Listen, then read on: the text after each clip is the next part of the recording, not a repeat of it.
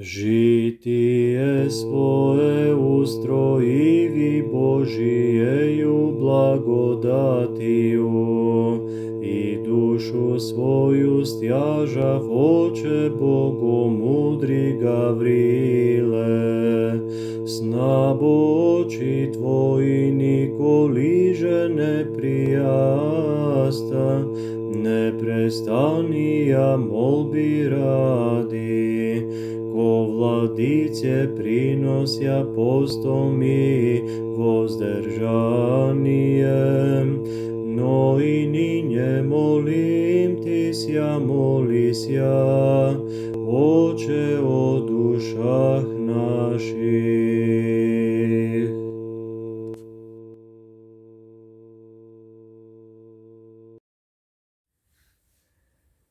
Радуйся, горо Лесновская, яко обретеся в Тебе, светильник великий Гавриил, и радуется днес пустыня Обловская, ниже и представление прият, всем подает великое исцеление.